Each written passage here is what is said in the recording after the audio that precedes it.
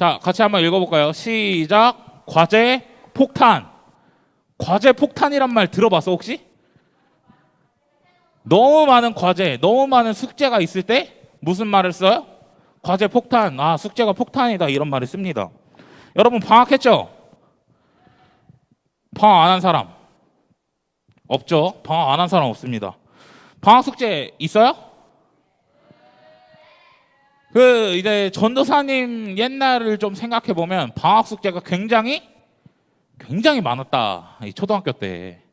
그래서 전도사님이 기억나는 숙제는 일기를 맨날 써야 돼. 일기를 맨날 써가지고 그걸 이제 방학 개학하면은 가서 제출하고 선생님 사인 받고 막 했던 기억이 있습니다. 그리고 만들기 아니면 무언가 그리기를 하나씩 했었어야 됐던 것 같아. 그래서 이렇게 뭘 했던 기억도 있고, 전도사님이 제일 기억 남는 거는 곤충 채집을 했었어야 돼. 곤충 채집을. 그래서 전도사님이 이렇게 매미를 잡아갔던 기억이 있어요. 어쨌든 이렇게 많은데, 여러분들은 방학 숙제 요즘 뭐가 있어? 독서, 책 읽기 같은 말이죠. 독서, 책 읽기. 요즘 일기 없어요? 일기 쓴 사람, 일기 숙제. 일기 있죠. 또 곤충 채집, 요즘 곤충 채집 해요? 요즘 안 하죠. 그거 환경 파괴라서 안 합니다. 요즘. 혹시 나는 특별한 방학 숙제가 있어요. 뭐? 아침에 일어나서 10분간 명상하기가 숙제야? 진짜? 약간 바른 생활 방학 숙제네요. 막 그런 거 있습니다. 그리고 요즘 여러분들 학원을 또 많이 다니니까, 그리고 코로나 시대라서 학원을 막 가지 못하고 이러니까 방학에도 어쨌든 공부할 게 많아요. 적어요? 할 게 진짜 많다. 숙제가 우리에겐 진짜 많다 이 말이야. 숙제가 진짜 많아요. 그러니까 숙제가 진짜 많을 때 쓰는 표현이 뭐냐면 바로 과제 폭탄이라는 거예요. 과제 폭탄. 여러분 오늘 본문에도 과제 폭탄을 맞은 사람이 한 명 나와요. 누구냐면 오늘 성경에 누구 나왔지? 바울이라는 사람이 과제를 폭탄 맞았단 말이야. 과제 폭탄. 오늘 어떤 과제 폭탄을 맞았는지 말씀을 통해서 한번 살펴보도록 할게요. 1절 말씀을 보니까 바울이 감옥에 갇힌 이유에 대해서 이야기합니다. 근데 누구의 일을 하다가 지금 갇혔다 그랬죠? 누구의 일? 그리스도 예수의 일. 그럼 바울은 누구의 일을 한 거냐면 예수님의 일을 한 거예요. 예수님의 일. 근데 그 예수님의 일은 구체적으로 누구를 위한 거야? 누구 사람? 이방 사람들을 위해 한 일이라는 거야. 그러니까 예수의 일을 했는데, 바울은 예수의 일을 했는데 구체적으로 그건 누구를 위한 거냐면 이방 사람들을 위해 했다는 거야. 이스라엘 사람을 위해서 한 거예요? 아니라 누구를 위해서? 이방 사람들을 위해서 그 일을 했다는 겁니다. 근데 또 2절에 보니까 그 직분을 은혜로 주셨다 그랬어요. 은혜로. 이 직분을 뭘로 주셨다고? 은혜로 주셨다는 거야. 여러분 바울이 원래 어떤 사람이죠? 바울이 옛날엔 어떤 사람이었지? 유대인을 막 죽이고 막 너 교회 가? 일로 와. 교회 막 핍박하러 가고 막 이랬던 사람이 누구야? 바울이야. 근데 바울이 예수님을 만났어 안 만났어? 만났어. 바울이 은혜를 경험했어 경험하지 않았어? 경험했다고. 바울이 은혜를 경험하고 난 후에 나는 이 직분을 받았다 안 받았다? 받았다. 누구를 위해서 사역하는 거야? 이방 사람을 위해서 사역하는 일을 받게 되었다라는 거예요. 그래서 완전히 구원받고 뒤집어져 가지고 예수님을 위해, 그리고 이방 사람들을 위해 복음을 전하는 사람이 되었다 이 말입니다. 그리고 또 한 장 넘겨주세요. 비밀을 알려줬다 그래. 하나님이 바울에게 비밀을 알려줬다 그래. 여러분 비밀은 너와 나만 아는 그 비밀, 그 비밀을 이야기하는 건 아니고, 이제 그 엄청난 비밀을 알려주셔서 그 비밀을 누구한테 이야기하라 그런 거냐면 세상의 많은 사람들에게 그 비밀을 전해주라고 이야기하는 거야. 근데 그 비밀에 관한 내용은 뭐야? 누구의 비밀이지? 그리스도의 비밀. 누구의 비밀? 그리스도의 비밀이야. 그리스도. 그럼 그 비밀에 관한 내용은 결국 누구에 관한 내용일까?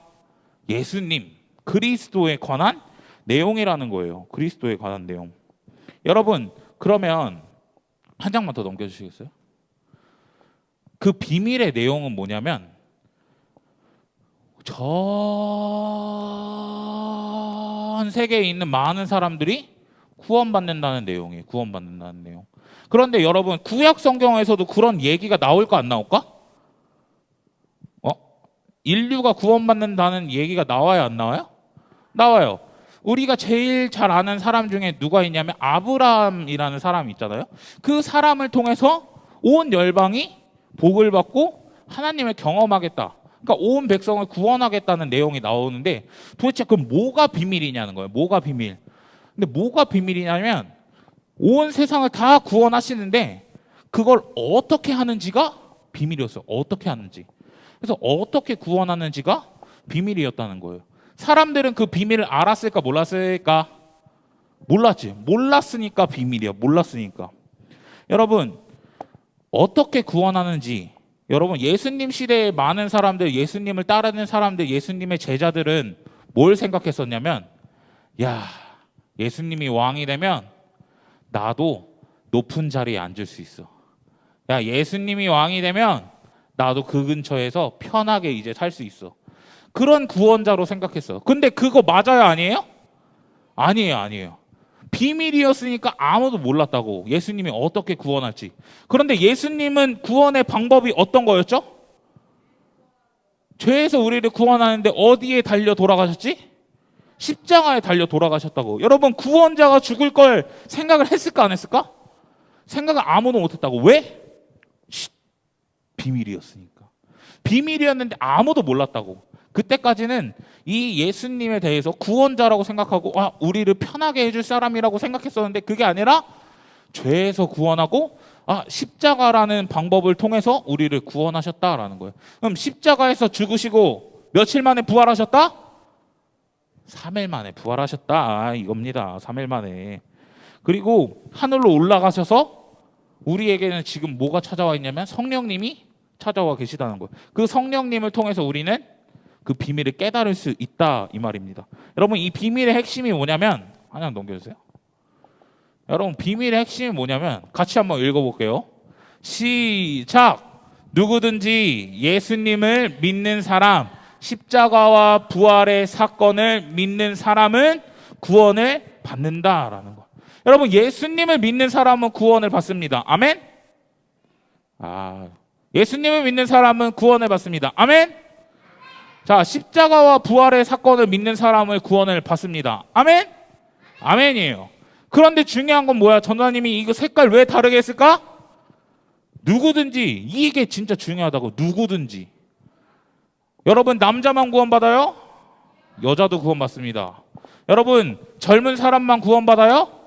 아니요, 늙은 사람도 구원받습니다. 여러분, 유대인만 구원받아요? 아니요, 이방인도 구원받아요. 그게 비밀이라는 거야. 비밀. 근데 이제는 그 비밀을 다른 사람에게 알려줘야 돼? 안 알려줘야 돼? 알려줘야 된다는 거예요. 이제는 그 비밀이 너와 나만 아는 그 비밀이 아니라 온 세계에 알려줘야 할 엄청난 비밀이 된다라는 겁니다. 그리고 그 비밀의 결과라고 표현할까요? 어쨌든 그 내용이 6절에서 나와요. 한 번 더 넘겨주세요. 자, 그 비밀의 내용인즉 이방 사람들이 복음을 통하여 중요한 표현 뭐라 그랬지? 에베소서에서 중요한 표현? 그리스도 예수 안에서 같은 표현이죠. 그리스도 예수 안에서 누구 사람들? 유대 사람들과 공동 상속자가 되는 거예요. 여러분, 원래 상속은 누구만 받는 거지?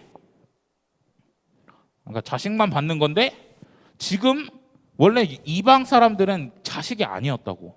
그런데 이제는 그들과 함께 상속자가 된다라는 거야. 하나님 나라를 유업으로 받게 된다는 거죠. 그리고 여러분, 유대인과 이방인들이 같이 지냈었을까? 아니요. 같이 지내지 않았죠. 그런데 이제는 어떻게 된다는 거야? 함께 한 몸이 된다는 거야. 여러분, 저번 주에 전도사님이 교회에 대해서 이야기하면서 교회는 그의 몸이라 그랬고 우리가 한 몸 된 공동체를 이룬다 그랬어. 자, 유대인과 이방인들이 한 몸 된 공동체를 이루는 게 생깁니다. 그리고 약속은 이제 성령에 대한 건데 자세히는 이야기하지 않았고요. 그러니까 우리가 모두 다가 그걸 다 받는다는 거야. 유대인만 받는 게 아니라 이제는 누구도 받아? 예수 그리스도를 믿는 모든 사람이 다 이렇게 된다는 거야. 한 장 넘겨주세요. 여기서 중요한 게 뭐냐면 함께라는 표현이야. 함께. 우리 지금 읽은 성경에서는 함께라는 단어가 2번밖에 안 나왔지만 3개가 다 함께라는 표현이 나와요. 함께 상속자가 되고 함께 한 몸을 이루고 함께 약속을 받게 됩니다. 함께. 너만? 나만? 우리 모두 함께 받는다는 거. 함께. 함께가 중요하다 안 중요하다? 중요하다. 여러분 우리 함께 그렇게 되어 있는 거. 함께. 여러분 정리하면 이렇습니다. 자, 바울은 뭘로 사도가 되었어요? 은혜로 사도가 되었고 하나님은 바울에게 비밀을 계시하셨습니다. 그 비밀은 뭐예요? 그리스도로 인하여 어떻게 구원할지, 그 구원의 계획이에요. 핵심은 예수님을 믿고 십자가와의 부활의 사건을 믿으면 구원을 받는다 이 말입니다. 또한 함께 상속자가 되고 한 몸이 되고 약속을 받는다 이 말이에요. 그리고 7절에 뭐라고 나오냐면 나는 은혜로 그 사명이 나에게 주어졌다 이렇게 합니다. 근데 전도사님이 이제 마지막으로 이야기할 건데 오늘 설교 짧죠? 네. 은혜에 대해서 이제 이야기해 보려고 해요. 은혜에 대해서. 여러분 여기서 은혜를 여기 이제 위에도 은혜가 나오고 아래에도 은혜가 나오는데 위에서 말하는 은혜는 사실 어떤 은혜를 조금 더 초점을 맞추고 이야기하냐면 바울이 예수님을 믿기 전에 내가 구원을 받았던 그 은혜에 대해서 이야기하는 거예요. 그래서 나는 구원받을 자격이 없던 사람인데 하나님의 은혜로 말미암아 구원을 받았다. 나도 예수님을 믿음으로 말미암아 구원을 받은 그 은혜에 대해서 조금 더 초점을 맞추면서 이야기하는 거냐면 이 7절에 나와 있는 은혜는 여러분 복음을 전하는 사명을 받는 것도 은혜일까 아닐까? 다시 한번 물어볼게요. 복음을 전하는 사명을 받은 것도 은혜일까 아닐까? 은혜라는 거예요. 여러분 우리 밖에 나가서 전도하고 전도사님도 어쨌든 전도하려고 전도사가 됐는데 이렇게 사명을 받은 건 은혜일까 아닐까? 은혜라는 거예요. 그 은혜에 대해서 초점을 맞추고 있는 거예요. 이거는 구원받은 은혜, 이거는 사도직을 받은 그 은혜에 대해서 조금 더 구체적으로 이야기하고 있다는 거죠. 한 장 넘겨주세요. 여러분 이거 읽을 줄 아나? 이거 가베라고 하고요. 아우프 가베라고 해요. 이거는 그 독일 말입니다. 그런데 여러분 본 회퍼라는 신학자가 있는데 그 신학자가 은혜를 2가지로 표현했어. 뭐라고 표현했냐면 하나는 가베 그리고 하나는 아우프 가베라고 표현했습니다. 그럼 가베의 뜻이 뭘까? 가베. 하나 넘겨주세요. 가베라는 말은 선물이라는 걸 뭐예요? 가베 뜻이 뭐라고? 선물이라는 걸 의미해요. 가베는 뭐야? 선물이라고. 그런데 여러분 우리도 구원받은 게 선물일까 아닐까? 원래 에베소서 2장 8절에 보면 우리는 구원의 선물을 받았다고 이야기하고 있습니다. 우리는 구원이란 선물을 받았어 안 받았어? 받았단 말이에요. 그래서 첫 번째 은혜에 대한 개념은 뭐냐면 하나님이 나를 구원해 주셨다. 그런데 이 은혜에는 값이 있어요 없어요? 우리가 돈을 지불하고 구원을 받았어? 아니죠. 하나님의 값없는 그 은혜로 우리가 구원을 받았단 말이에요. 우리에게는 우리가 돈을 지불하고 구원을 받은 건 아니란 말이야. 그러니까 그 공짜로 주시는 선물의 은혜가 그 구원이라는 은혜가 우리에게 있다는 거예요. 그러면 아우프가베는 뭘까? 아우프가베는 과제라는 의미예요. 과제. 여러분 은혜를 받고 그냥 끝이 아니란 말이야. 은혜 받으면 여러분 선물 받으면 끝이야? 그냥 받고 끝내? 최소한 감사의 인사라도 하잖아. 그치? 내가 선물 받았으면 감사합니다 라고 이야기하는 게 기본적으로 주어진 거잖아요. 그러니까 그런 개념으로서 아우프 가베를 이야기한다는 거예요. 아우프 가베.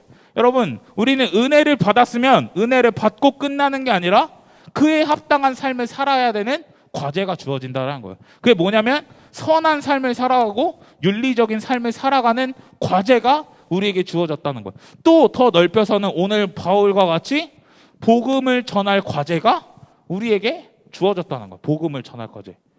여러분, 우리에게는 복음을 전할 과제가 있다 없다? 있다라는 거야. 뭘 전해? 복음을 전할 과제가 우리에게 있다는 거예요. 여러분, 우리가 구원받았다면 거기서 끝나는 게 아니라 우리에겐 과제가 주어집니다. 그리고 여러분들뿐만 아니라 이제는 이 교회도 과제가 있어요.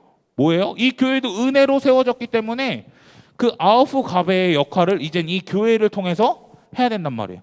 누군가에게 복음을 전하는 일, 그리고 누군가에게 이 사랑을 전하는 일, 이런 것들을 이제 교회가 해야 된다는 거예요.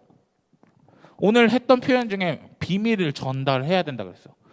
너와 나, 그리고 우리 교회는 비밀을 전할 과제가 있습니다. 그리고 여러분들과 저, 그리고 예배를 드리고 있는 우리 모두는 복음을 전할 과제가 우리에게 주어졌다라는 거예요.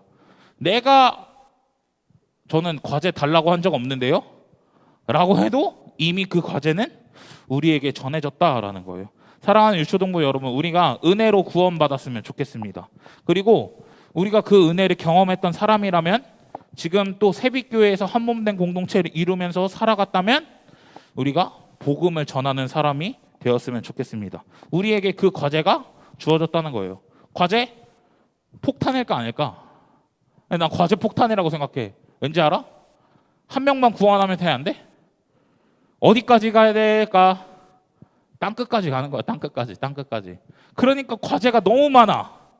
과제 폭탄입니다. 한 장 넘겨주시겠어요? 이런 경우 있어요. 나는 왜 내가 과제 달라고 안 했는데? 내가 왜 과제를 해야 되지? 난 쉬고 싶은데 왜 과제를 주냔 말이야. 이럴 수도 있어요. 그러면 우리도 이런 상황이 있지만 과제를 해야 된다는 거예요. 여러분, 대학생들이 여러분도 과제 하기 싫죠? 아, 그래? 나는 과제 하기 엄청 싫어하는 사람이거든? 그런데도 대학생들 꾸역꾸역 과제를 한단 말이에요. 한 장 넘겨주세요. 아 하면서 과제를 엄청 열심히 해요. 그래도 그 결과물이 좋을 때도 있지만 안 좋을 때도 있다 없다? 안 좋을 때도 있어요. 한 장 더 넘겨주시겠어요? 과제를 어떻게든 해내는 거야. 이게 일자로 긋는 건데 여러분 이 짤 나중에 되면 공감 가겠지? 어쨌든 이렇게 해놔도 잘하든 못하든 과제를 한단 말이야. 여러분, 우리도 잘하든 못하든 과제를 해야 될까 안 해야 될까? 해야 돼요. 과제를 해야 돼. 우리가 잘하고 못하고 일단 그걸 떠나서 과제를 수행하는 게 중요하다고. 우리는 요즘 나가지도 않아요. 우리는 복음을 전할 생각도 안 해요. 그러고 있다고. 우리가 막 이렇게 누워있고 막 이런다면, 아무것도 하지 않는다면 복음을 전할 사명이 있는 우리는 그 은혜를 값싼 은혜로 만들어버리는 것밖에 안 된다는 거야. 전도사님이 제일 좋아하는 짤이에요. 뭐 하는 거야? 벌써 자면 어떡해? 아무것도 안 하고 있는 거죠? 일어나. 과제해야지. 근데 우리는 이런 공동체가 좀 되었으면 좋겠어. 여러분들이 저한테도 이렇게 얘기를 사실 해주면 좋겠죠? 전도사님 뭐 하세요? 빨리 나가서 전도하세요. 빨리 나가서 이렇게 하세요. 나도 여러분들에게 이야기해줘. 여러분 나가서 과제합시다. 이 과제는 뭐야? 그냥 진짜 숙제를 이야기하는 게 아니라 우리에게는 복음을 전할 과제가 있기 때문에 과제를 전해야 돼요. 여러분, 나중에 우리가 하나님 앞에 가게 되면 분명히 우리의 삶에 대해서 하나님께서 분명히 이야기하실 텐데 우리가 어떤 사람이 되면 좋을까? 야, 너만 구원받았어? 라고 하지는 않겠지만 그럴 수는 없잖아요. 나만 구원받을 수는 없잖아요. 하나님 앞에 갔을 때 성적표가 이렇게 되었으면 좋겠어요. 한 장 넘겨주세요. 에이플 맞아야죠. 그렇죠? 우리 에이플 하나님 앞에 최고 점수 100점 맞아야 될 거 아니에요. 그러니까 우리가 복음을 전할 과제를 수행해 나갔으면 좋겠습니다. 아멘? 아멘? 그러니까 우리가 진짜 복음을 전하는 사람이 되어서 비밀을 세상에 나타내는 사람이 되었으면 좋겠고, 이 공동체를 이루고 함께 상속자가 되고 약속을 받는 그것이 우리를 통해 세상에 좀 나타났으면 좋겠습니다. 아멘? 화이팅 좀 합시다. 아멘?